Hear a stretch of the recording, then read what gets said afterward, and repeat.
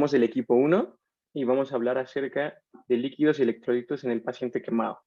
Estamos conformados por Maldonado Triguero, Karina, Yarni, Samantha, Javier y Victoria. La siguiente, por favor. Bueno, para entender los problemas de líquidos y electrolitos, primero hay que entender cómo está conformado su cuerpo de agua. Esto se representa a través de un porcentaje, lo que denominamos agua corporal total. Un masculino, una persona, un hombre entre 18 y 40 años tiene un 60% de agua corporal total. Esto va cambiando a lo largo del tiempo y también del sexo. Al inicio, en la infancia, tenemos más agua, llega hasta un 75%, va disminuyendo a los 41, 60 hasta un 10%, que llega a los más de 60 años, que es ya un 50% en los hombres y un 40% en las mujeres. La siguiente. También hay que entender cómo está dividida esta agua. Está dividida en dos espacios principales, el espacio extracelular y el espacio intracelular. En un masculino de 70 kilogramos alrededor, tiene un agua corporal total de 42 litros. De estos 42 litros, el líquido intracelular tiene 25. Y en el líquido intracelular está formado principalmente por el ion potasio, es el más abundante. El sodio está en una concentración de 15 milimoles, el potasio de 120, el cloro de 20 y las proteínas de 4 milimoles. Y comparte una osmolalidad de 290 milismoles. Ahorita vamos a ver qué es exactamente la osmolalidad. Esta osmolalidad se respeta en el líquido extracelular e intracelular, permanecen iguales. No, todavía no. ¿Me regresas, por favor? Ok. En el líquido extracelular se divide a su vez en dos compartimentos, el plasma sanguíneo y el líquido intersticial. En el líquido extracelular, el ion más abundante es el sodio. En el líquido intersticial se encuentra en 145 milimoles, el potasio en 4.5, el cloro de 118 y las proteínas de 0, así respetando la osmolalidad de 290. Aquí hay 13 litros, se encuentra dividido entre el espacio intersticial libre, que es 8 litros, en el hueso 2 litros y en el tejido conjuntivo denso hasta 3 litros. El líquido transcelular es el líquido que se encuentra cubierto de células epiteliales, como por ejemplo el líquido cefalorraquídeo, y este representa muy bajo, es de 1 litro, y su composición va a ser variable.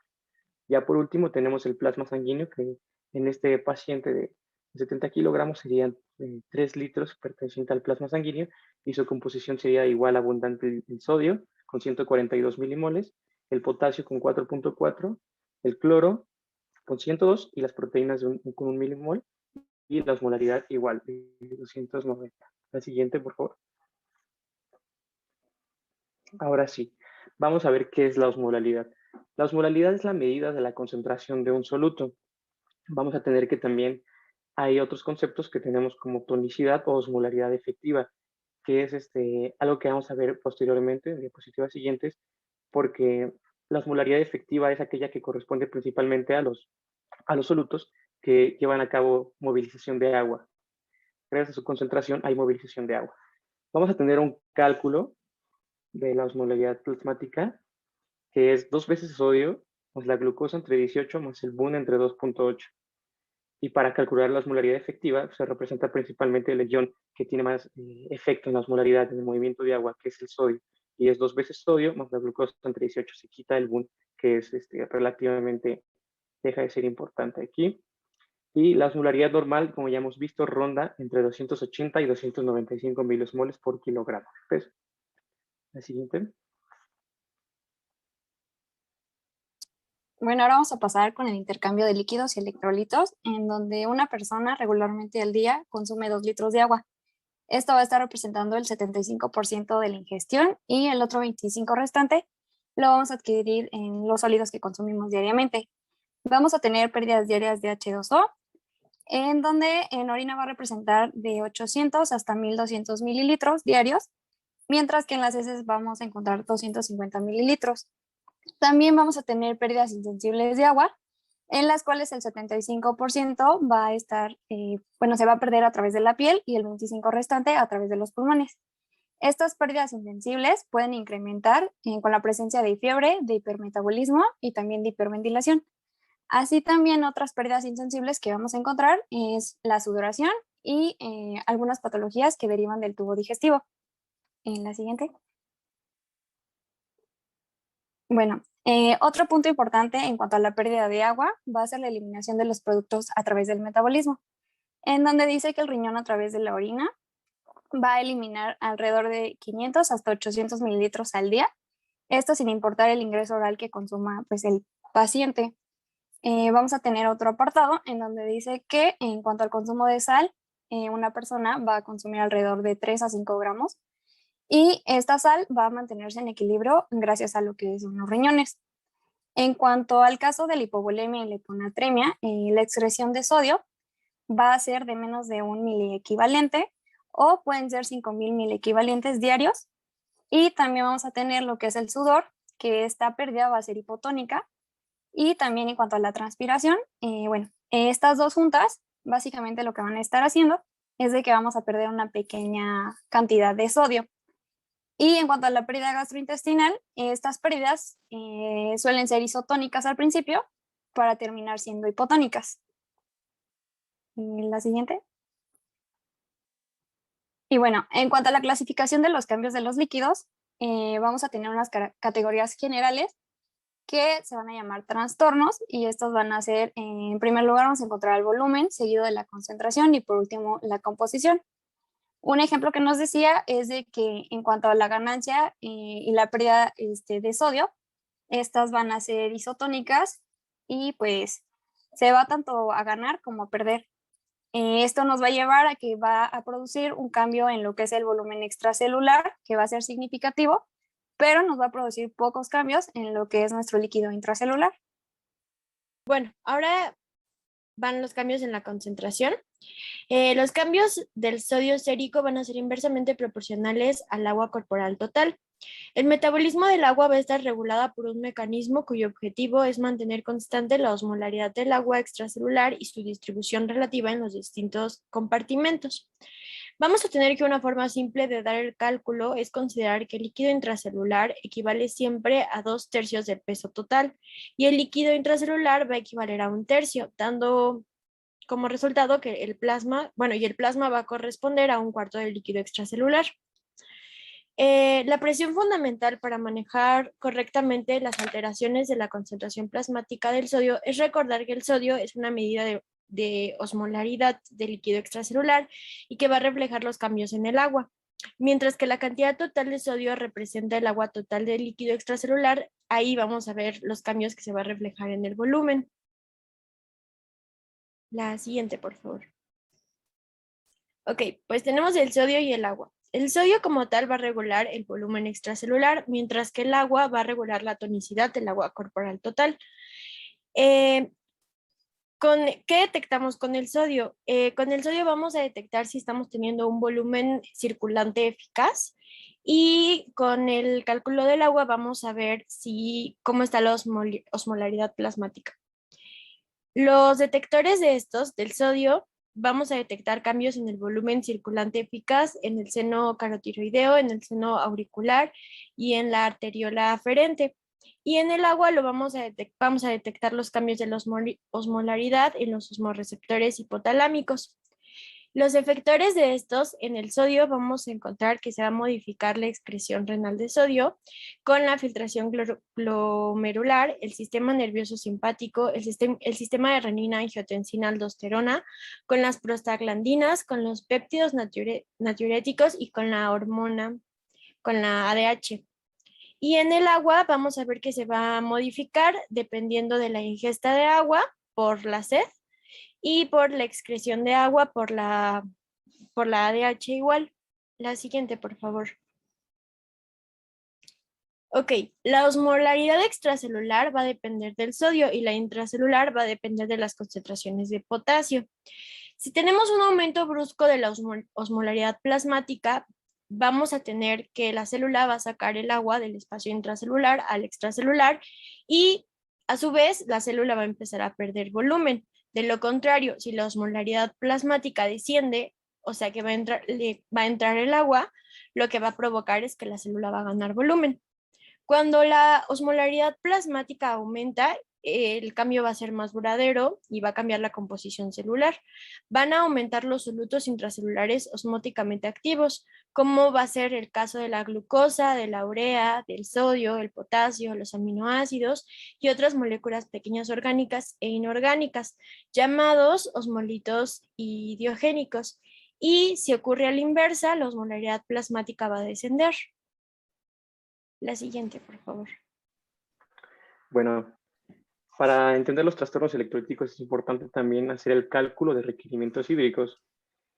Para esto se debe de tomar en cuenta la enfermedad que se tiene de base, así como las pérdidas de líquido que puede tener adicionales a las que ya vimos anteriormente, las pérdidas insensibles.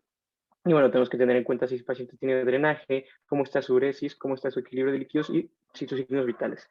Bueno, el cálculo para ver cuánta agua requiere un cuerpo se hace por la superficie corporal total. Son 1.500 mililitros por cada metro cuadrado. Pero ¿cómo obtenemos la superficie corporal total? Se obtiene a través de una fórmula que es peso por 4 más 7 entre peso más 90. Tenemos un ejemplo en la parte inferior de una persona que pesa 50 kilogramos. Se hace primero la parte superior de la fórmula, 50 por 4 más 7, dándonos un resultado de 207. Y posteriormente el de abajo, que es 50 más 90, dando 140.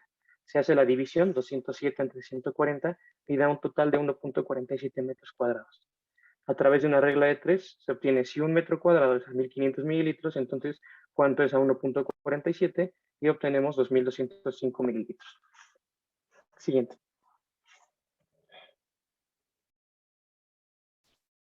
Ok, vamos a tener ahora los electrolitos y los requerimientos diarios de estos electrolitos.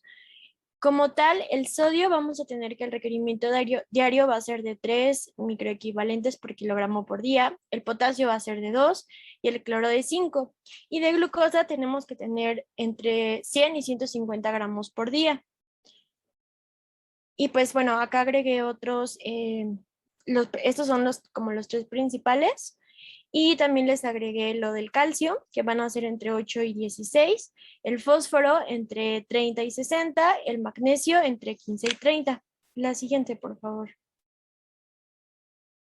Ok, ya hablando como tal de la hiponatremia, vamos a tener que la hiponatremia es cuando tenemos el sodio menor a 135 microequivalentes por litro. Esta es una situación relativamente frecuente en pacientes hospitalizados. La hiponatremia como tal va a ser una alteración primaria del balance hídrico por un exceso relativo de agua corporal en relación a los depósitos corporales de sodio. Las causas más habituales de la hiponatremia va a ser la hiponatremia con osmolaridad aumentada por la hiperglucemia, la hiponatremia con osmolaridad normal o pseudohiponatremia, que va a ser por una hiperlipidemia o hiperproteinemia grave, la hiponatremia hiperosmolar, que va a ser por un exceso de aporte, ya sea por una polidipsia psicógena, por una administración intravenosa u oral de líquidos hipotónicos o por alteraciones en la capacidad de la dilución renal, ya sea que tengamos una insuficiencia renal o que estemos utilizando diuréticos. La siguiente, por favor. También vamos a tener la hiponatremia por hiposmolaridad. Esta la vamos a tener cuando hay un aumento de la ADH no osmótica por una depelación del volumen circulante eficaz. Esto puede ocurrir por pérdidas renales o extrarrenales o por situaciones de edemas, ya sean que estos edemas están ocurriendo porque hay una insuficiencia cardíaca congestiva, porque hay una cirrosis o porque hay un síndrome nefrótico. También puede ocurrir porque hay mucho dolor o estamos teniendo vómitos, porque tenemos un síndrome de secreción inadecuada de la hormona antidiurética o por un síndrome cerebral perdedor de sal. También vamos a tener el déficit de glucocorticoides, lo que nos va a provocar esta hiponatremia por hipoosmolar, el hipotiroidismo y alteraciones del osmorreceptor. La siguiente, por favor. Ok, las manifestaciones clínicas va a ser, la mayoría de nuestros pacientes van a ser asintomáticos Y la aparición de los síntomas, bueno, va a ser fundamentalmente neurológicos y va a depender de la gravedad y de la velocidad en la que está pasando la hiponatremia. En una hiponatremia aguda vamos a decir que las concentraciones plasmáticas de sodio van a estar inferiores a 125 microequivalentes por litro. Vamos a tener la aparición de náuseas y malestar general. Después vamos a tener cuando la media, cuando tenemos concentraciones plasmáticas de sodio entre 115 y 120 microequivalentes por litro. Y aquí ya vamos a tener la aparición, además de las náuseas y el malestar general, va a aparecer una cefalea, va a haber letargia y obnubilación. Y ya la grave es cuando la concentración plasmática de sodio va a estar inferior a 115, entre 115 y 110 microequivalentes por litro. Y aquí, además de los síntomas que ya mencioné, van a aparecer convulsiones y el paciente puede entrar en coma. La siguiente, por favor. Ok, en la hiponatremia crónica, esta va a ser debido a la adaptación cerebral. Las neuronas como tal no van a eliminar los solutos osmóticamente activos y van a protegerse creando un edema. Estos pacientes pueden parecer asintomáticos, aunque la atremia se sitúa entre los 115 y 120 microequivalentes por litro. En la hiponatremia crónica vamos a tener la presencia de astenia, náuseas, mareos, trastornos de la marcha, confusión, presencia de calambres. Más que nada vamos a tener presencia, bueno, o sea, van a ser síntomas neurológicos. Ahora, les puse un esquema de cómo ver cómo medir la hiponatremia, ¿no? Lo primero que se tiene que hacer es medir la osmolaridad plasmática. Si la tenemos normal o alta, hay que ver si hay una hiperglucemia o una pseudohiponatremia, que puede ser por hiperlipidemias o por hiperproteinemias. Pero si está disminuida, hay que ver el estado osmolar. Si tenemos el sodio y el calcio, o sea, si el sodio osmolar más el calcio osmolar es mayor que el sodio plasmático, entonces puede ser que tengamos una polidipsia psicógena o que estemos administrando o que se esté haciendo una administración oral o intravenosa de líquidos hipotónicos. Pero si tenemos a la hora de sacar el concentrado del sodio osmolar más el potasio osmolar, y nos da que es que es mayor al sodio plasmático, tenemos dos opciones. Hay que ver la base, el BCE, si está disminuido. Si este está disminuido, hay que ver si el sodio y el cloro son mayores a 20 microequivalentes sobre litro. Esto nos va a decir que tenemos pérdidas extrarrenales. Vamos a ver que el paciente va a presentar vómito y diarrea. Si el sodio y el cloro son mayores a 20 microequivalentes por litro, vamos a tener pérdidas renales, que aquí es cuando se están usando diuréticos o cuando tenemos una insuficiencia suprarrenal o ya hay presencias de nefropatías. La siguiente, por favor. Ok, a la hora de la hipernatremia. La hipernatremia va a ser la concentración de sodio mayor que 145 microequivalentes sobre litro. La concentración sérica del sodio va a disminuir cuando hay un exceso de agua extracelular en relación con este ion. Cuando se produce una pérdida de agua, el organismo se va a defender de la aparición de la hipernatremia, estimulando la sed y liberando la ADH. Las causas más frecuentes de la hipernatremia van a ser las pérdidas de agua por pérdidas incesables, que va a ser por sudoración profusa, cuando tenemos fiebre, cuando nos encontramos en temperaturas altas, o sea, en ambientes donde la temperatura es alta, o cuando estamos haciendo ejercicio, cuando hay pacientes quemados o cuando tenemos pacientes con infecciones respiratorias.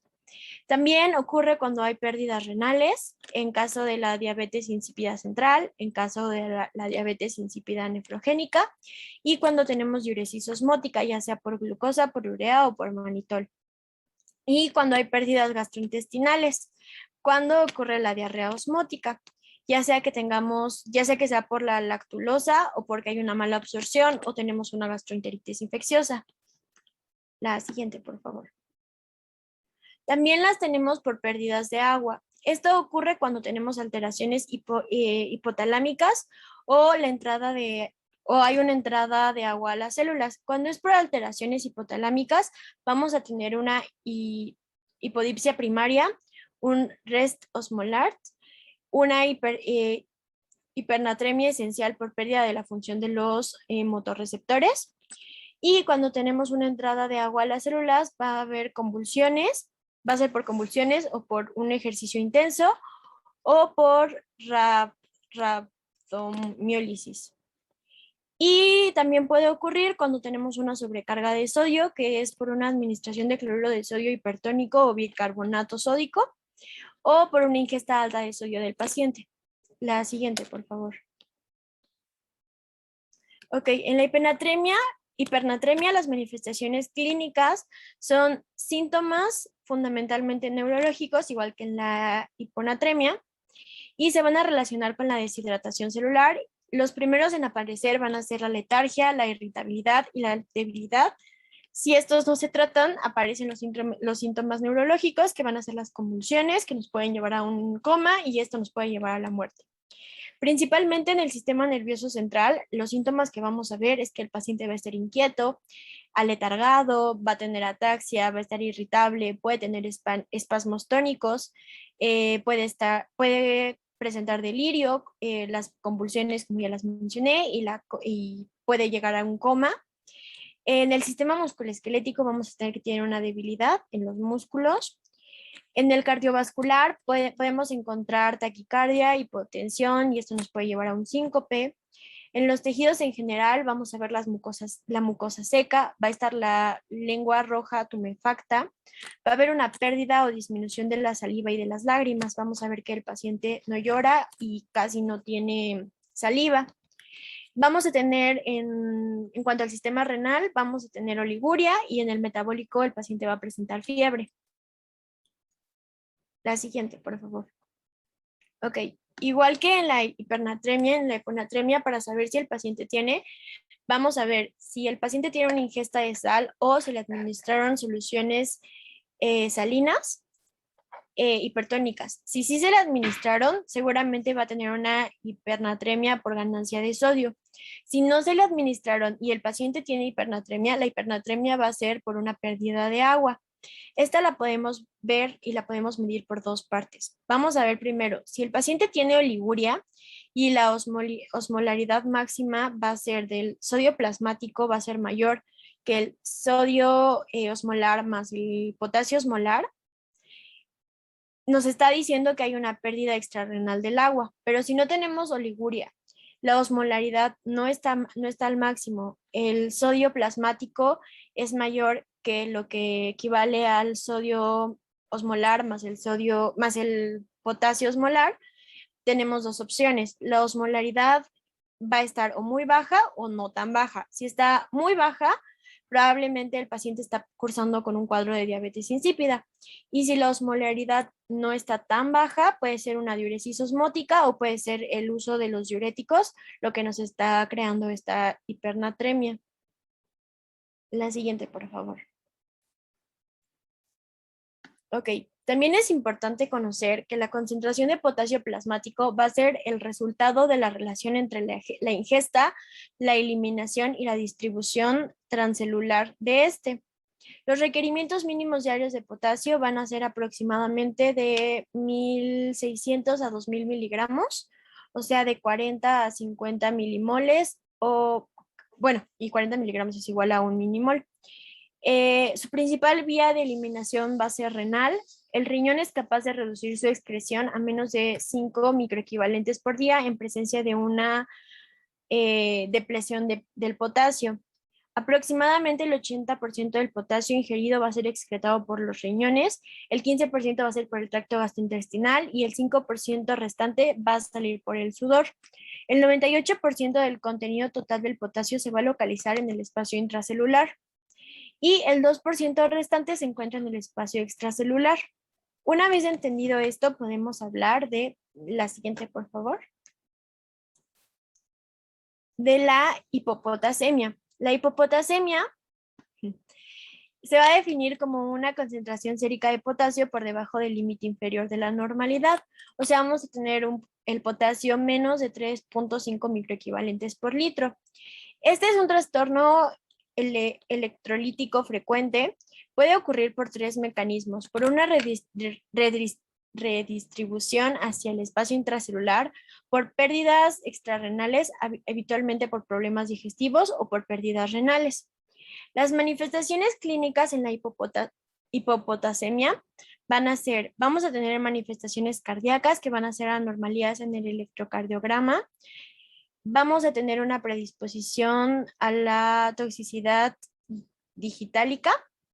En las neuromusculares vamos a tener debilidad, astenia, calambres, parestesias y una parálisis que puede llevar, incluso podemos tener una parálisis respiratoria y la radomiólisis. En las digestivas vamos a tener estreñimiento o vamos a encontrar el hilio paralítico.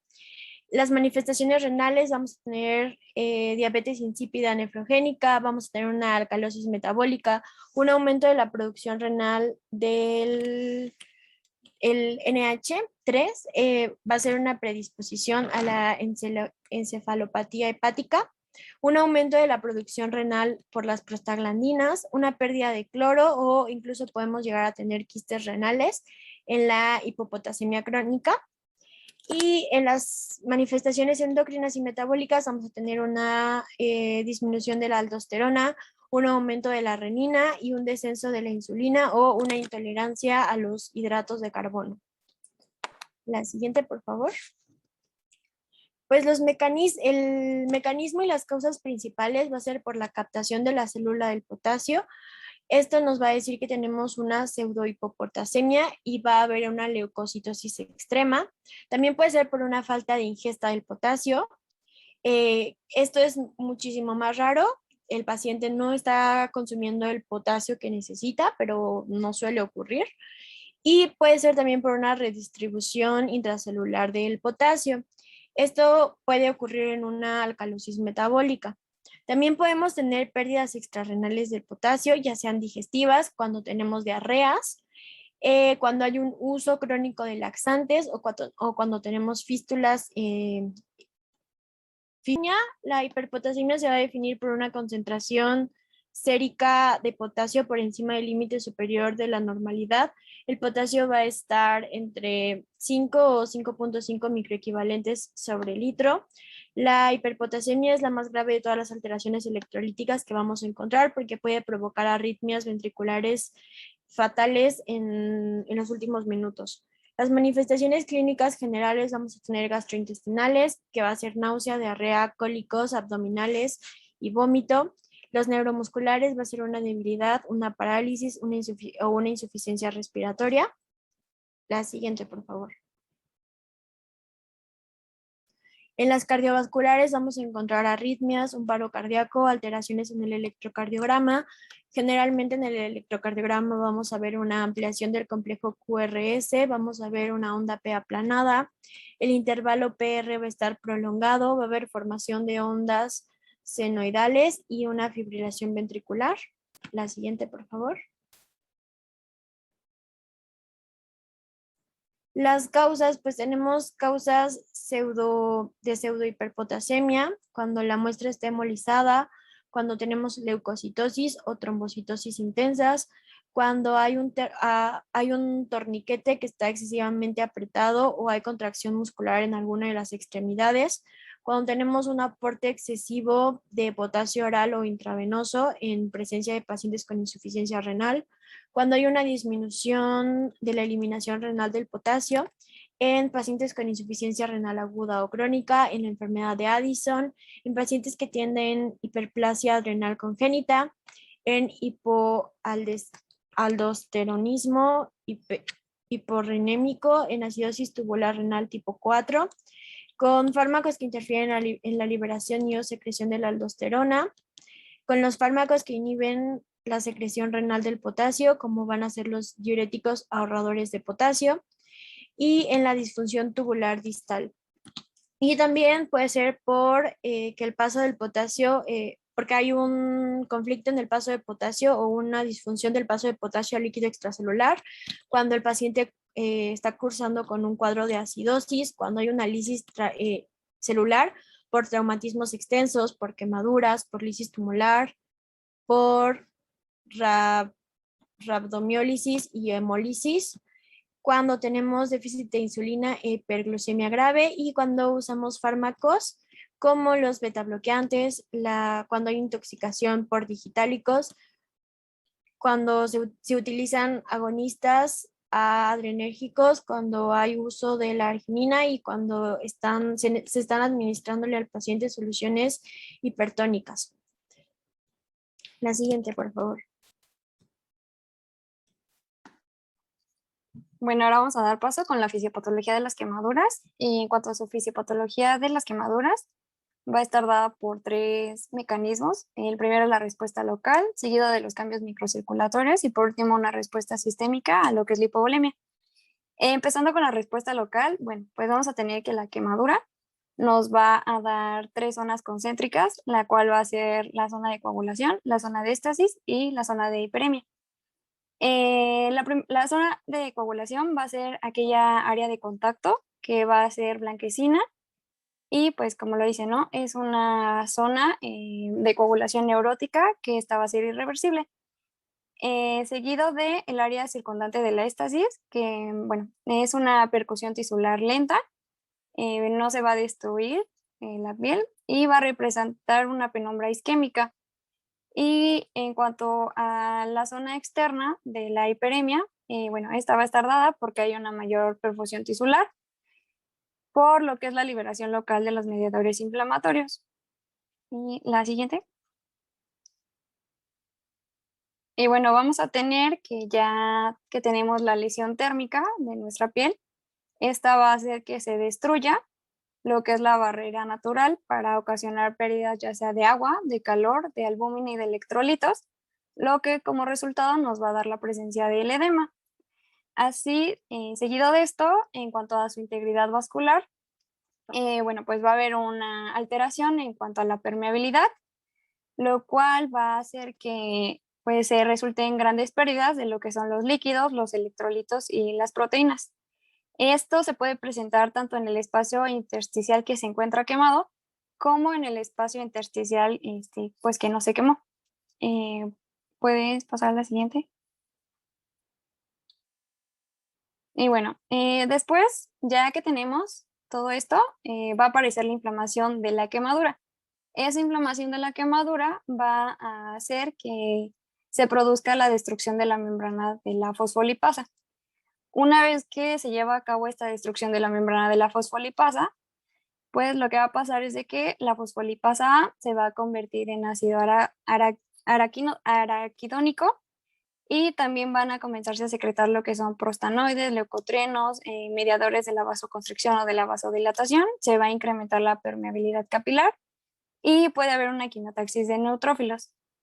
Y bueno, también otro paso importante en cuanto a la destrucción de la membrana de la fosfolipasa va a hacer que se active lo que es la cascada de la coagulación, dando como resultado pues también lo que es la bradicinina o serotonina, lo que nos va a llevar después a que se produzca una activación de neutrófilos. Esta activación de los neutrófilos van a hacer que se liberen radicales de oxígeno. Estos radicales de oxígeno se van a encargar principalmente de dañar lo que es la membrana celular y activar lo que es la respuesta inflamatoria. Esta respuesta inflamatoria va a aparecer durante de 7 a 10 días. Y otro punto importante en esta parte de la activación de los neutrófilos es de que la quemadura va a permanecer, bueno, de 4 a 5 días, pero en esos 4 o 5 días, esos neutrófilos van a ser reemplazados por macrófagos. Y le puedes pasar a la siguiente.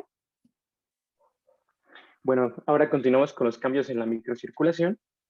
Bueno, estos van a ser unas respuestas que pueden ser sistémicas y dentro de la misma lesión. En general hay un aumento de la permeabilidad, hay fugas de agua, por eso es importante la deshidratación y las alteraciones hidroelectrolíticas en el paciente, debido a este aumento de permeabilidad en forma general. Dentro de la lesión puede haber isquemia o edema dependiendo del grado de la lesión. Si es una quemadura, por ejemplo, de de primer grado, hay edema porque la vascularización se respeta, pero hay aumento de la permeabilidad y sale el agua al espacio intersticial. En cambio, si es del espesor profundo, se pierde la vascularidad y la isquemia del tejido de alrededor. Esto claramente mediado por la famosa histamina, la hidroxitriptamina, la dicinina, leucotrienos, prostaglandinas, tromboxanos y radicales libres que se forman. La siguiente, por favor. Bueno, vamos a ver una respuesta sistémica a lo que es la hipovolemia. Esto ya es en quemaduras bastante graves, en el que los pacientes tienen una pérdida de líquidos bastante importante. Y esto se debe principalmente a las catecolaminas y a una hipoperfusión tisular. ¿Cómo se provoca? Bueno, se da la lesión en la quemadura, y hay liberación de patrones moleculares asociados a daño y patrones moleculares asociados a patógenos. Esto produce una respuesta inflamatoria que altera los monocitos. Hay secreción de la interleucina 6, la interleucina 10, factor de necrosis tumoral. Hay disminución de la expresión del complejo mayor de histocompatibilidad, disminución de la presentación de antígeno, hay una disminución de la proliferación de células T, disminución de la fagocitosis, de la actividad bactericida. Entonces esto produce un estado de inmunosupresión y permite que las bacterias se multipliquen. Es por eso es peligroso las infecciones dentro de los pacientes quemados. Por otro lado, si el paciente ya perdió mucho líquido por este aumento de la permeabilidad vascular, hay edema tisular, hay mayor riesgo de que haya, aparte de ya la inmunosupresión, también por el edema, por la lesión, hay el riesgo de la infección bacteriana que puede incrementar la profundidad y la severidad de la quemadura.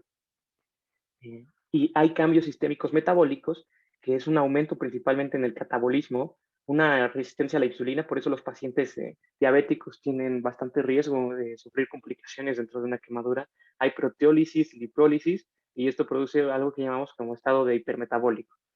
Todo esto combinado produce que el paciente quemado pueda tener un síndrome de inflamatorio sistémico, llegar a la sepsis, a la falla multiorgánica y posteriormente a la muerte. La siguiente, por favor. Y la siguiente. La siguiente. La siguiente. La siguiente. Yo iba a empezar ahí. Es que ahí, ajá. Bueno, sí, pauso y empezamos de nuevo, ¿no? Para que lo corte ahí esta Vicky. Entonces, si quieres, pasa a la anterior. O ya que se pase Karina para que hagan el...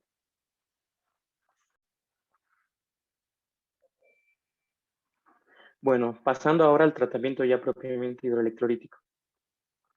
Iniciamos con...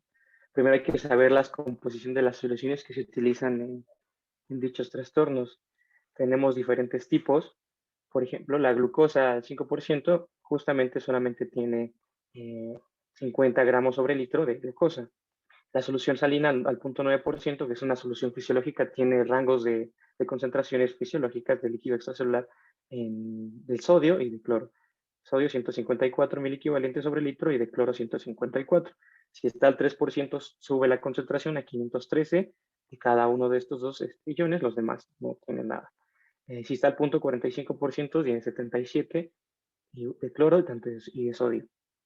Por otro lado, tenemos la solución Ringer, que esta tiene 147 miliequivalentes de sodio y de cloro tiene 156, 4 de potasio y 2,2 de calcio.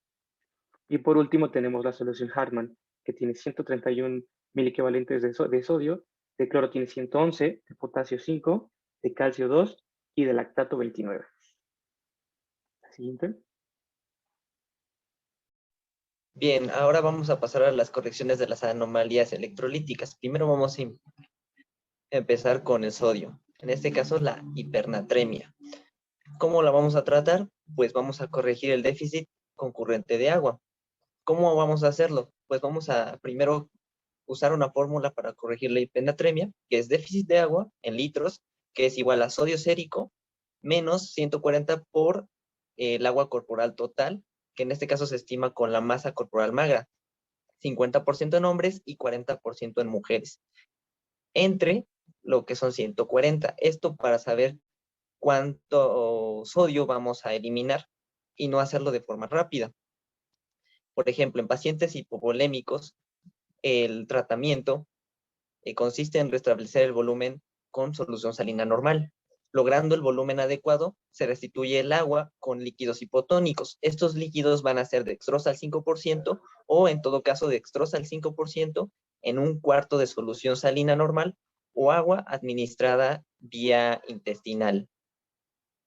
En otros casos, por ejemplo, en hipernatremia aguda sintomática, debemos disminuir el sodio sérico no mayor a 1 miliequivalente sobre hora y de 12 miliequivalentes sobre día. En el caso de las hipernatremias crónicas, la disminución de sodio va a ser un poco más lento, va a ser no mayor de 0.7 miliequivalentes. Esto para evitar edema cerebral y herniaciones. Siguiente. En la siguiente vamos a ver una hiponatremia.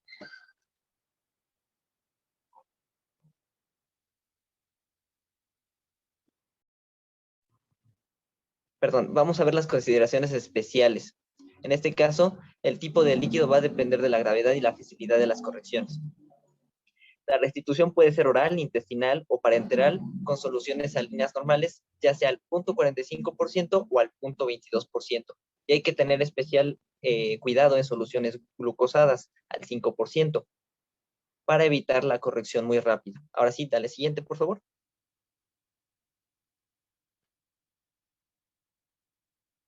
Ahora sí, vamos a ver la hiponatremia, que en este caso el tratamiento es restringir el agua libre y en casos graves administrar lo que es el sodio.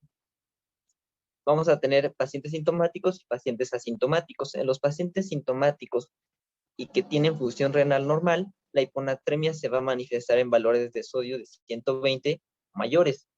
En caso de que no, es probable que antes de bajar solo un poco, existan alteraciones, ya las manifestaciones como tal. En caso de síntomas neurológicos, se sugiere usar soluciones salina al 3%, incrementando el sodio a no más de 1 miliequivalente, hasta alcanzar los 130 miliequivalentes, o en todo caso hasta mejorar los síntomas. Y en pacientes asintomáticos es incrementar el valor del sodio a no más de 0.5, como vemos es un poco más lento, 0.5 miliequivalentes, hasta llegar a un máximo de 130, y de 12 miliequivalentes al día, e incluso más lento en hiponatremias crónicas. Tenemos que tener especial cuidado cuando vayamos a incrementar el nivel de sodio. ¿Por qué? Porque una disminución muy rápida, podría causarnos una mienosis pontina, más convulsiones, debilidad o paresia, movimientos acinéticos, falta de respuesta y daño cerebral permanente e incluso hasta la muerte. Siguiente, por favor. Ahora vamos con las de potasio. En este caso, para tratar la hiperpotasemia, es reducir el potasio total del cuerpo y llevar el potasio de la parte extracelular al espacio intracelular, así como también proteger a las células del daño de este potasio. Tenemos que el tratamiento para pacientes sintomáticos es suspender todas las fuentes de potasio, incluyendo soluciones intravenosas, soluciones intestinales y parenterales. Se recomienda el uso de Queyaxelate vía oral o vía rectal, el cual nos va a ayudar al intercambio de cationes entre el sodio y el potasio, para así eliminar el potasio extracelular. Ahora bien, hay alternativas, como son intercambiar intracelularmente el potasio con glucosa, lo cual necesita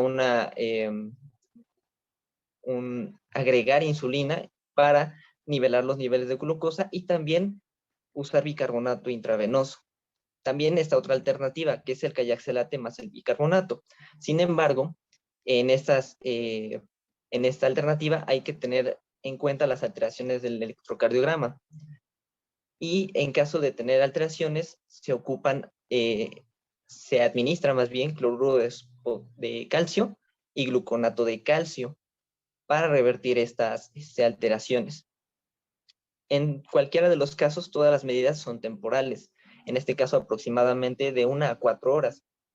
Y cuando se llega a fracasar estas medidas conservadoras, se sugiere diálisis para mejorar la hiperpotasemia. Ahora sí, siguiente, por favor. En el caso de la hipopotasemia, es restituir el potasio a partir de los síntomas. En este caso, tenemos leves y asintomáticas. con valor de menos 4 miliequivalentes sobre el litro, tenemos dos opciones, la nutrición intestinal y si el paciente no tolera la nutrición intestinal. La nutrición intestinal se ocupa cloruro de potasio con 40 miliequivalentes por acceso intestinal por una dosis. Y en el caso de nutrición intestinal, en el que no tolera la nutrición intestinal, es cloruro de potasio con 20 miliequivalentes, pero en este caso intravenosa, cada 2 horas por 2 dosis. Esto en leve y asintomático. En el caso de paciente sintomático, se sugiere usar cloruro de potasio por 20 equivalentes vía intravenosa. Aquí solamente es intravenosa cada hora por 4 dosis. Se sugiere revalorarlo a las 2 horas y en caso de que el paciente aún esté con menos de 3.5 mil equivalentes, se sugiere recurrir otra vez al protocolo anterior, que en este caso, si es sintomático, es cloruro de potasio con 20 equivalentes, intravenoso cada hora por 4 dosis. Hay que tener especial cuidado si existe oliguria o deterioro de la función renal y vigilar el electrocardiograma para evitar, en este caso, paro cardíaco intermitente o arritmia maligna, precisamente por la hipopotasemia. Siguiente, por favor. Pasamos con el calcio. En este caso, para tratar la hipercalcemia, hay que restituir el déficit de volumen asociado e inducir la diuresis de manera rápida con soluciones salinas normales. Podemos tener dos casos, niveles séricos mayores de 12 miligramos sobre 100 mililitros o niveles críticos. En este caso, niveles séricos mayores de 15 miligramos sobre 100 mililitros, lo que nos puede ocasionar muerte. En el caso de la hipocalcemia, debemos restituir los déficits de calcio y corregir los déficits de magnesio, potasio y pH, en caso de que esos estén presentes. Porque si restituimos el déficit de calcio, pero no acomodamos estos déficits, lo más probable es que el calcio no se nivele.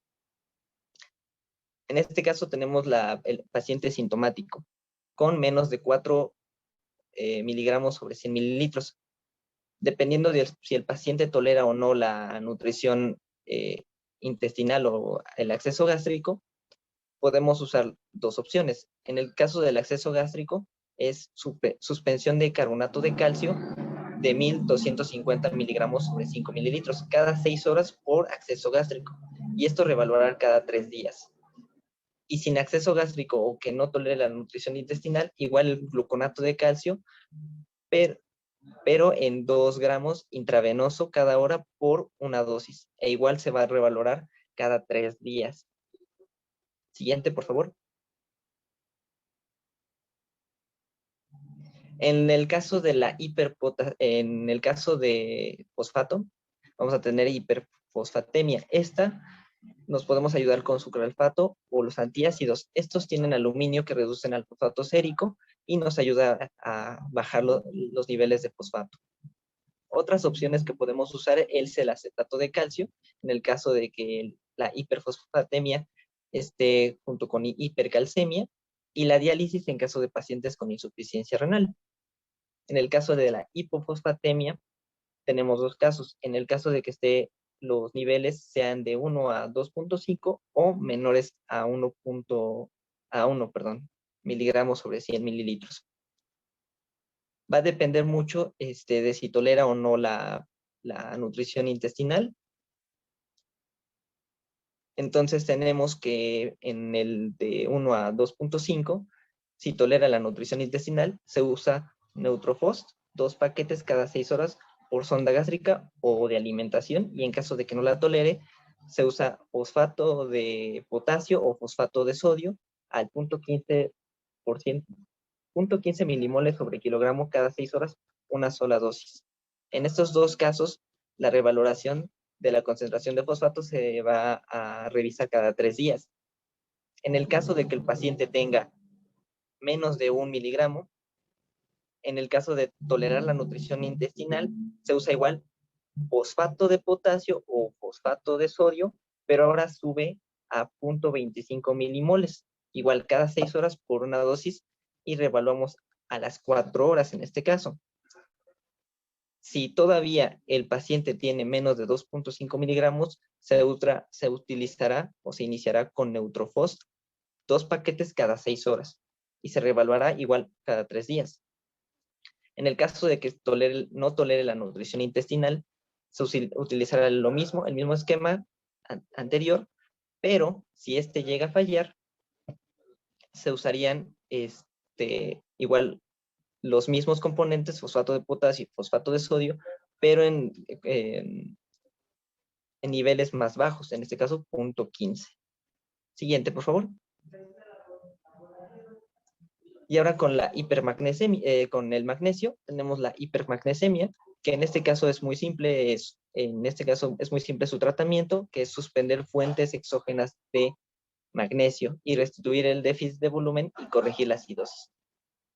Se ocupa en pacientes sintomáticos, cloruro de calcio, contrarrestando así efectos cardiovasculares, y en caso de que sigan los valores elevados o existan síntomas, se sugiere usar hemodiálisis.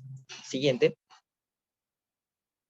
Y finalmente con hipomagnesemia, en el cual debemos restituir las concentraciones de magnesio. En la leve o asintomática, la corrección es meramente vía oral. En el caso de sintomática, igual tenemos dos cuestiones. Una en el que el paciente tenga de 1 a 1.8 miliequivalentes, en el que se usa sulfato de magnesio al 0.5 miliequivalentes sobre kilogramo en una solución de 250 mililitros de solución salina. Esta intravenosa por 24 horas por 3 días. En el caso de menos de 1 miliequivalente, se usa lo mismo, pero después se van a ocupar otra vez sulfato de magnesio al 0.5 miliequivalentes sobre kilogramo en 250 mililitros de solución salina intravenosa y 24 horas por 2 días. Este será por 2 días. Cualquiera de estos dos esquemas en los que se ocupen, se tiene que revalorar al paciente cada 3 días para saber si la restitución fue adecuada. Ahora sí, siguiente, por favor. Y bueno, ¿cuál es la importancia de recibir un tratamiento hidroelectrolítico? Bueno, una fluidoterapia correcta es esencial para la supervivencia de la víctima de una lesión térmica grave. En los últimos 20 años se ha propuesto un abordaje intensivo a la fluidoterapia y se han producido han habido menos casos de muertes en las primeras 24 a 48 horas siguientes a la quemadura. Aproximadamente el 50% de las muertes tienen lugar en los primeros 10 días después de las quemaduras por diferentes causas, siendo una de las más significativas la rehidratación inadecuada. La siguiente, por favor. Bueno, en cuanto a la reanimación en shock por quemaduras, el concepto de lo que implica un shock por una quemadura es que, bueno, los desplazamientos masivos de líquidos pueden producirse aunque el agua corporal total se mantenga sin cambios. El objetivo que tiene la reanimación hidroelectrolítica es apoyar al paciente en el periodo inicial de 24 horas hasta las 48 horas de hipovolemia. Y bueno, se busca reemplazar el líquido secuestrado como resultado de esta lesión térmica. Y bueno, en cuanto a las normas, lo que se busca es administrar la menor cantidad de líquido necesaria para poder mantener la perfusión adecuada de los órganos. El volumen infundido debería ajustarse continuamente. ¿Para qué? Bueno, para evitar los defectos como son los excesos de reposición de líquidos. La siguiente. Y bueno, aquí vamos a empezar a hablar de la reanimación con cristaloides. Generalmente las soluciones cristaloides utilizan una solución de lactato de Ringer con una concentración de sodio de 130 miliequivalentes sobre litro. Y bueno, generalmente son las que más se usan. En En cuanto a los cristaloides, está lo que es la fórmula de Parkland, que bueno, en las primeras 24 horas se va a utilizar una solución Ringer lactado en cantidad de 4 miliequivalentes por kilo sobre el porcentaje de la superficie corporal total quemada. Y bueno, esto va a ser en los adultos. La mitad se va a administrar en las primeras 8 horas después de la quemadura y el resto de la solución en las siguientes 16 horas. Posterior a estas primeras 24 horas se van a utilizar los coloides, fue por eso que no puse la fórmula. Y bueno, en los niños, bueno, se requieren 3 mililitros por kilo sobre el porcentaje de la superficie corporal total quemada. Y bueno, se va a utilizar la solución Ringer lactado, como se muestra en la presentación, de 0, bueno, si el niño pesa entre 0 a 10 kilos, es 4 mililitros, si pesa entre 10 y 20 kilos, es 40 mililitros sobre hora, más 2 mililitros sobre kilo por hora. Y en aquellos niños que pesen más de 20 kilos, son 60 mililitros por hora sobre hora, más 1 mililitro sobre, bueno, sobre el kilo, los kilos que pese, sobre hora. La siguiente, por favor. Bueno, también para la utilización de cristaloides hay otras fórmulas. Una de ellas es, bueno, es la misma que la anterior, pero modificada, es la de Parkland, modificada, en donde nos dice que en las primeras 24 horas igual se va a utilizar una solución Ringer lactado en cantidades de 4 mililitros sobre kilo sobre el porcentaje de la superficie corporal quemada. Y en las siguientes 24 horas igual se va a, bueno, no lo coloqué porque se van a utilizar los coloides, de los cuales ahorita vamos a hablar. Y bueno, también otra fórmula es la de Brook modificada. Puse la modificada porque en esta vamos a utilizar cristaloides.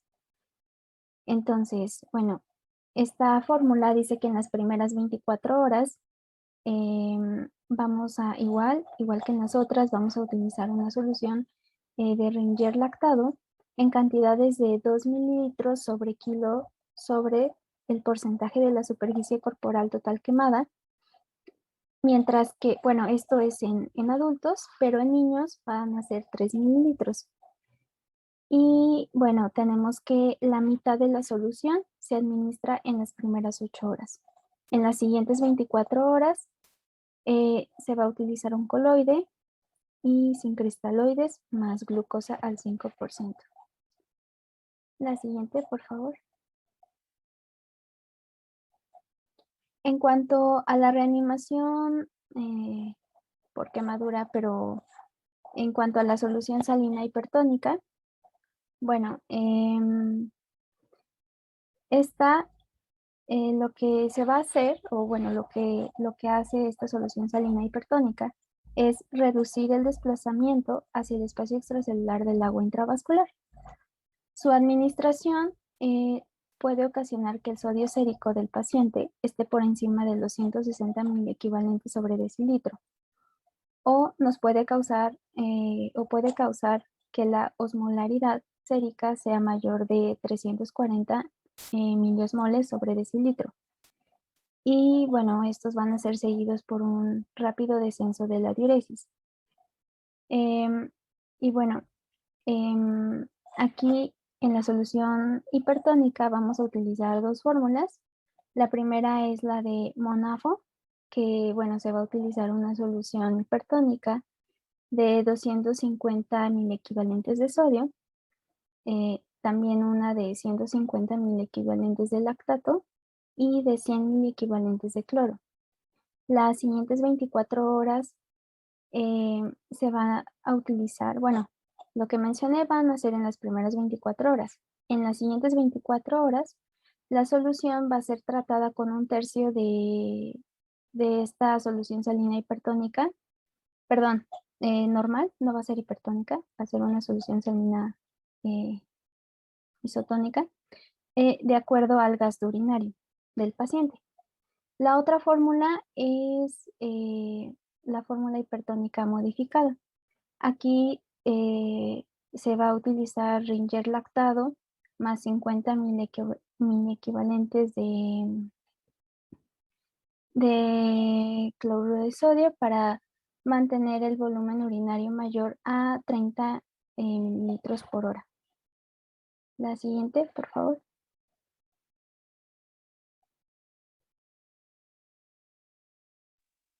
Bien, ahora vamos a ver lo que son las soluciones coloides. En este caso, ¿qué van a hacer? Son partículas de alto peso molecular que atraviesan con dificultad las membranas capilares, de forma que son capaces de aumentar la presión oncótica plasmática y retener agua en el espacio intravascular. Las proteínas en este caso son muy importantes para la circulación, ya que generan fuerzas oncóticas entrantes que en este caso contrarrestan las fuerzas hidrostáticas del capilar saliente. En pocas palabras, sin proteínas el volumen plasmático no se mantiene y se podría producir un edema masivo en este caso. Tenemos aquí dos fórmulas, la fórmula de Demling y la fórmula de Slater y Coles. La de Demling explica que hay que usar entre 0.5 y 1.1 centímetros cúbicos sobre kilogramos sobre porcentaje de superficie corporal quemada con plasma fresco congelado durante las primeras 24 horas, como lo ha mencionado mi compañera anteriormente. Y incluso hasta las 8 y 10 horas después de quemadura. Va a depender mucho del estado del paciente o la superficie corporal quemada, porque algunos mencionan que es mejor hacerlo después de las 24 horas de quemado, porque evitaría precisamente el edema masivo. Para otros es importante aplicarlo entre las 8 y 12 horas, porque dependiendo de la extensión de la quemadura, el paciente en las áreas en donde no se quemó, es más posible que regeneren ese volumen de manera más rápida. Entonces es importante también tener en cuenta la situación del quemado. Por otra parte, la fórmula de Slater y Coles nos dice que debe usarse 75 centímetros cúbicos sobre kilogramo en las 24 horas con plasma fresco congelado y aparte agregar lactato Ringer en los 2 litros para las 24 horas que se va a usar. Bien, siguiente por favor. Y tenemos las soluciones de dextrano. ¿Qué va a hacer?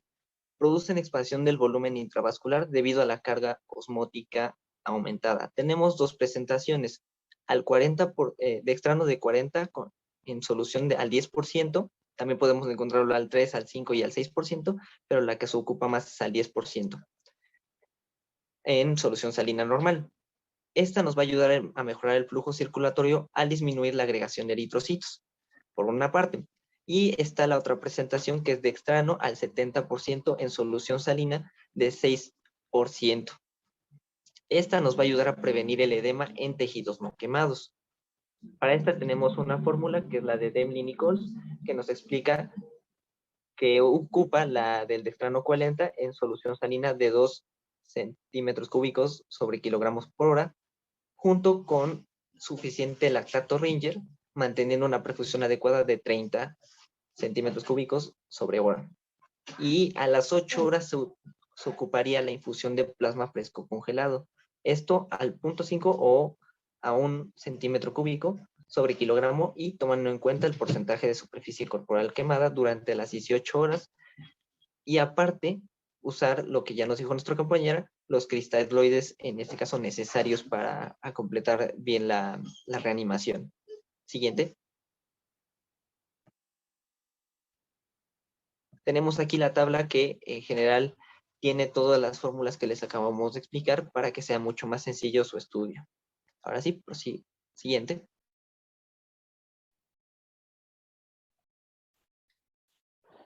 Ok, ¿cómo vamos a llevar a cabo la reanimación en un paciente pediátrico? Bueno, específicamente para Bueno, como un niño quemado, pues es un caso especial a diferencia de un adulto porque, bueno, ellos requieren una reanimación mucho más precisa y requieren más líquidos.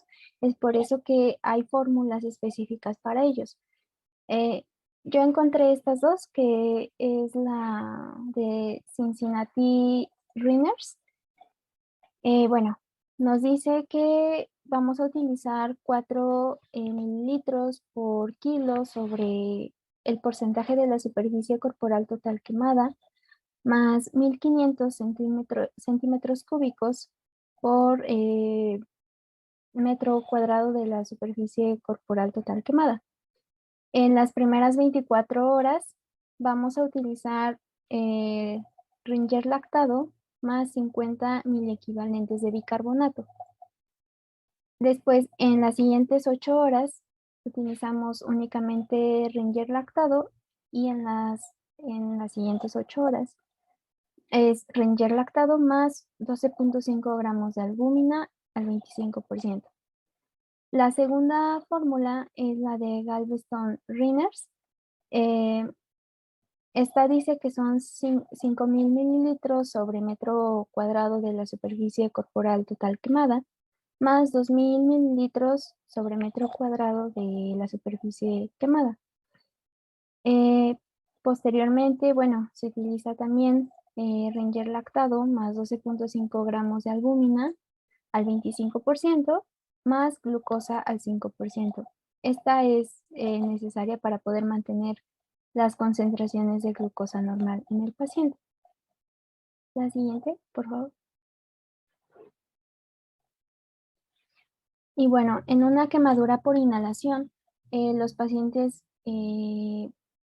requieren de 5.7 centímetros cúbicos sobre kilogramos sobre el porcentaje de la superficie quemada, en comparación a lo que sería pues un paciente sin una lesión por inhalación. Los pacientes que no tienen una quemadura por inhalación solamente requieren 3.98 centímetros cúbicos.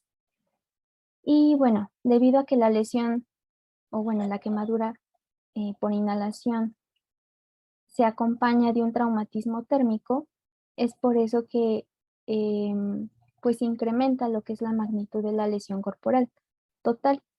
Y por eso es que en estos pacientes se requiere un aumento de volumen de líquidos y de sodio para que la reanimación desde el comienzo o bueno, desde que se dio la quemadura, sea pues mucho mejor. La siguiente, por favor.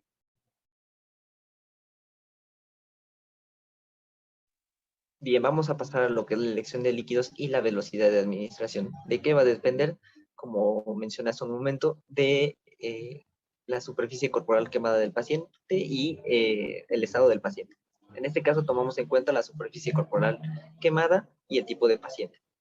En el primero tenemos un paciente de menos de 40% de superficie corporal quemada y un paciente sin lesión pulmonar. A esto se le da reanimación con solución isotónica de cristaloides. En cambio, por ejemplo, un paciente de más de 40% de superficie corporal quemada o con lesiones pulmonares, se usa soluciones salinas hipertónicas las primeras 8 horas y después de las quemaduras más lactato Ringer. En el caso de pacientes pediátricos o ancianos con quemaduras, se usan concentraciones bajas pero hipertónicas de sodio, en este caso de 180 miliequivalentes. Esto para no producir un edema y que no sea tan rápido. Y especialmente en pacientes con quemaduras masivas o quemaduras graves por inhalación, se ocupa una combinación de líquidos, en este caso solución salina hipertónica modificada, que incluye lactato Ringer más 50 miliequivalentes de bicarbonato de sodio. Después se da sodio en 180 miliequivalentes las primeras 8 horas y después de corregir, en este caso, la acidosis metabólica, que se va a resolver en las primeras 8 horas. Después de esto, se requiere infundir solo lactato Ringer en las segundas 8 horas. Y finalmente, albúmina al 5% para restablecer el volumen las siguientes 8 horas. Bien, siguiente, por favor. En la monitorización hay que ver la parte general del paciente, ya sea cardiovascular, renal, bioquímico, perfusión de órganos vitales, y en este caso usar incluso métodos invasivos como presión venosa central o de enclavamiento pulmonar. Y tener en cuenta el cálculo de gasto cardíaco, resistencia vascular sistémica, aporte y consumo de oxígeno para saber cómo progresar con nuestro tratamiento. Pero es importante, más que esto, el balance de líquidos. Hay que medir la diuresis horaria mediante sondaje uretral permanente. En este caso hay que mantener entre 30 y 50 mililitros sobre hora en adulto y de 0.5 a 1 mililitro por kilogramo por hora en pacientes menores de 30 kilogramos. No va a existir una diuresis óptima para mantener la perfusión de órganos vitales, así que hay que estar observando al paciente hemodinámicamente para determinar si si tiene una diuresis adecuada. Bien, siguiente, por favor. ¿Cuándo determinamos que se ha completado con éxito la reanimación en shock por quemadura? El primer punto es cuando no se acumula más líquido por edema. Esto ocurre entre las 18 y 30 horas después de la reanimación. Otro punto importante es que hasta que el volumen del líquido infundido necesario para mantener la diuresis adecuada sea igual al líquido mantenido, o sea, en este caso,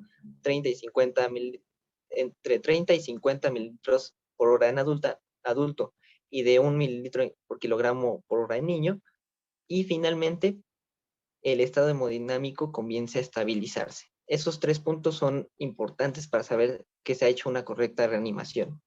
Ahora bien, siguiente, por favor. ¿Qué es lo que puede producir un fracaso en la reanimación por shock por quemaduras? 1. La edad avanzada.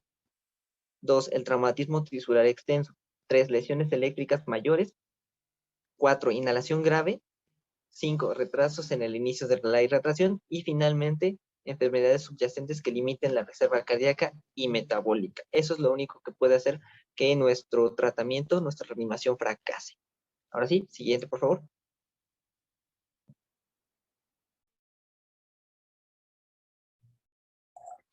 Y bueno, después de que se le dio una reanimación inicial al paciente, también se van a requerir líquidos después de haber hecho esto. ¿Por qué? Bueno, porque el edema por la quemadura llega a un punto máximo y entonces el espacio intersticial puede estar saturado de sodio. Entonces el paciente va a requerir líquidos adicionales que van a depender de la solución que se utilizó en un inicio.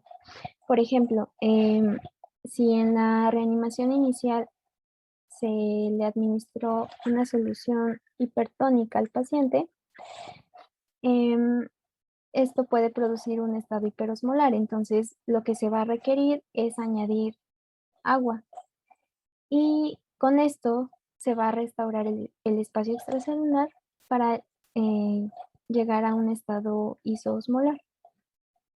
En dado caso de que la reanimación inicial haya sido con coloides, los pacientes deben de recibir líquidos de mantenimiento. Los líquidos de mantenimiento, bueno, los requerimientos diarios de estos líquidos de mantenimiento se van a calcular mediante la siguiente fórmula, que va a ser basal, que son 1500 centímetros cúbicos sobre metro cuadrado de la superficie corporal total quemada, por el perspiratorio insensible, que es el 25% de la superficie corporal total quemada, por metro cuadrado. Y esto nos va a dar el líquido de mantenimiento total. Bueno, estos requerimientos diarios de líquido de mantenimiento puede administrarse ya sea por vía intravenosa o con alimentación enteral. Y bueno, por último, en cuanto a la pérdida de potasio intracelular, los requerimientos de potasio en los adultos son de 120 miliequivalentes en 24 horas. La siguiente, por favor. Y bueno, En cuanto al tratamiento preoperatorio con líquidos, bueno, se va a utilizar una fórmula que, bueno, nos va a calcular los líquidos de sostén. Se requiere este tratamiento preoperatorio, o sea, antes de la operación, en dado caso de que algún paciente lo requiera ser llevado a quirófano. Se requiere porque, bueno,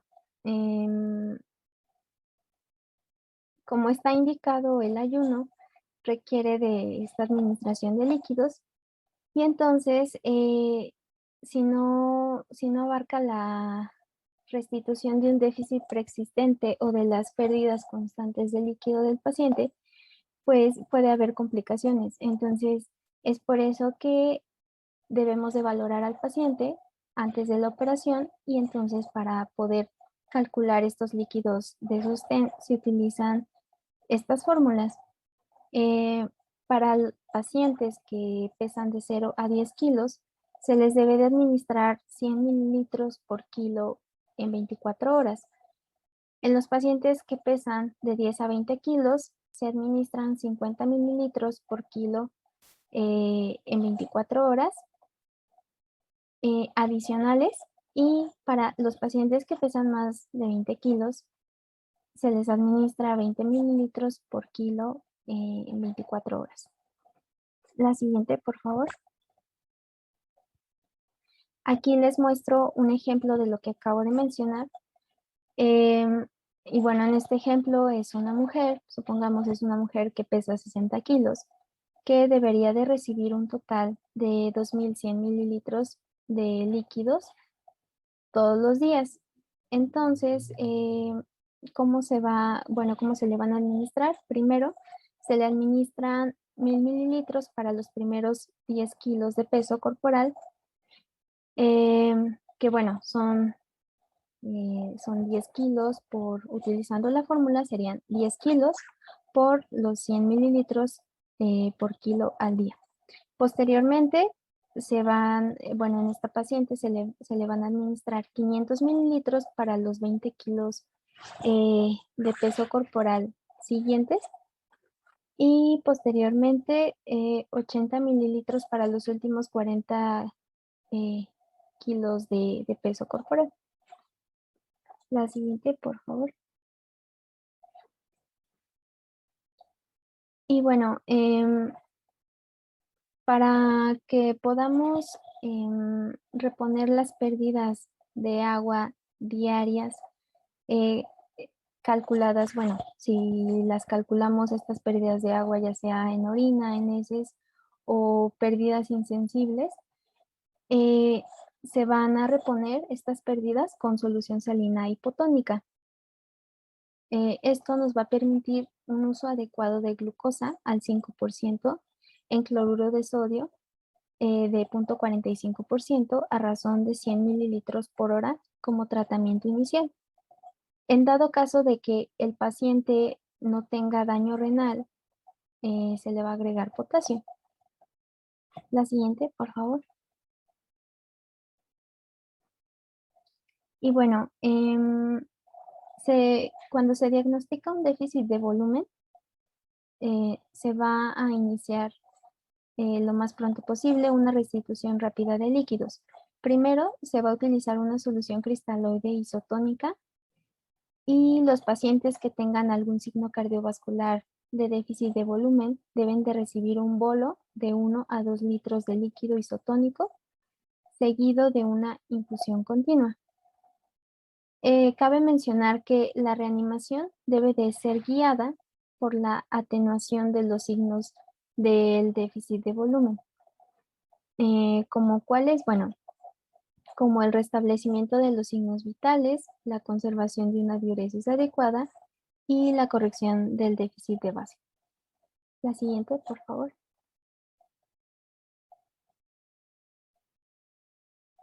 Y bueno, para corregir la hipernatremia grave, que puede estar relacionada con un déficit de volumen, tenemos que, o bueno, esta se va a corregir evitando una disminución de la osmolaridad extracelular, infundiéndole o bueno, administrándole al paciente una solución glucosada al 5%.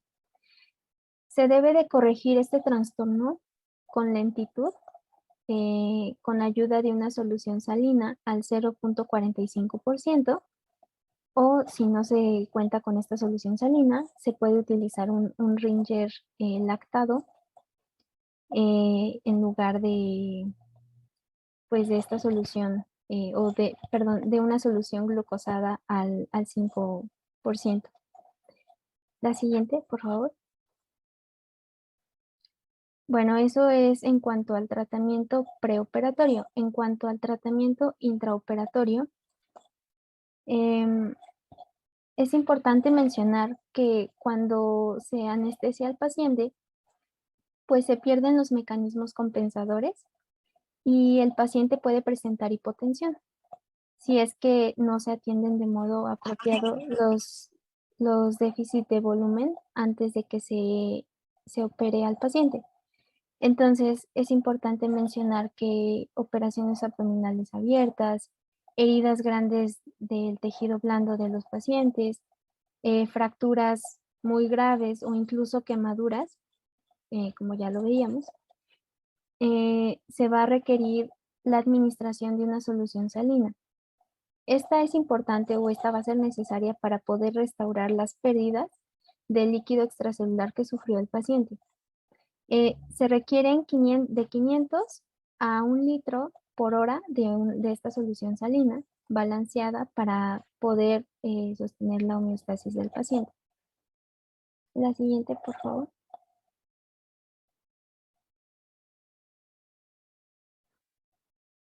Y bueno, este tratamiento, perdón, el otro fue el tratamiento intraoperatorio, pasamos con el tratamiento postoperatorio. Este tratamiento se va a basar de acuerdo al volumen estimado del paciente en ese momento y de acuerdo a las pérdidas que sufrió de líquido. Generalmente a estos pacientes se tratan, o bueno, se le administran soluciones isotónicas. Se debe valorar la reanimación, es decir, que nosotros tenemos que estar checando los signos vitales y la diuresis del paciente que estén en los valores normales. Y una vez que ya hicimos estos dos pasos, se le debe, después de 24 a 48 horas, se deben de cambiar los líquidos a una solución glucosada al 5%. Esta solución en una solución salina al 0.45%, a la cual se le va a añadir dextrosa. Y bueno, solamente, perdón, me equivoqué, solamente se le añade la dextrosa en aquellos pacientes que no, pues que no toleran la nutrición entérica. Estas soluciones son una opción para este tipo de pacientes. Como ya lo había mencionado anteriormente, si vemos que la función renal del paciente es normal y tiene una diuresis adecuada, entonces se le puede administrar potasio a estos líquidos intravenosos que le vamos a administrar. La siguiente, por favor.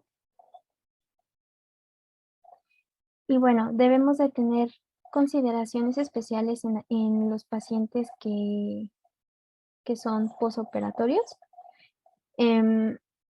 Un trastorno común en un paciente posoperatorio es el exceso de volumen. Entonces, en estos pacientes que tienen exceso de volumen, se le deben de administrar líquidos isotónicos mayor, la administración debe de ser mayor de la necesidad real. Y bueno, ¿cómo nos vamos a dar cuenta que el paciente tiene exceso de volumen? Porque, bueno, va a presentar manifestaciones clínicas, como es el aumento de peso, va a tener edema periférico, también puede presentar edema intestinal o pulmonar, puede presentar incremento del gasto cardíaco y un aumento de la presión venosa central. Pero bueno, en cuanto a los pacientes posoperatorios, también pueden sufrir un un déficit de volumen, que bueno, va a ser, o bueno, a estos pacientes con déficit de volumen los vamos a tratar o vamos a tratar de restituir este déficit de volumen con un líquido isotónico, mientras se valoran las alteraciones que pueden presentar en cuanto a la concentración y en la composición.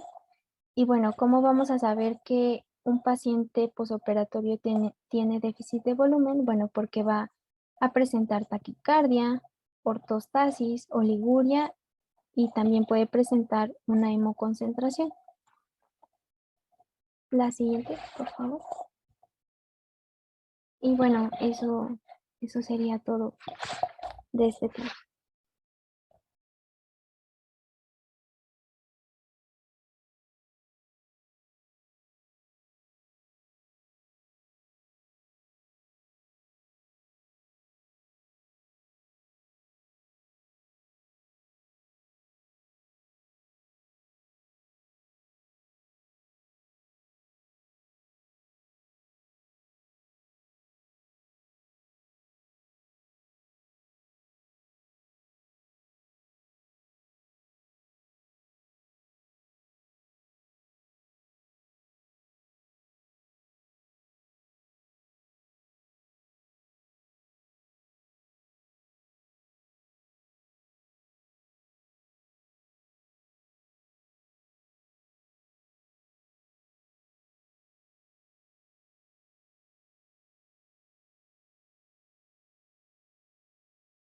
Esto va a ocurrir cuando tenemos la renina baja por cuestiones de hiperaldosterona primaria. Va a haber rigidez, hiperpotasemia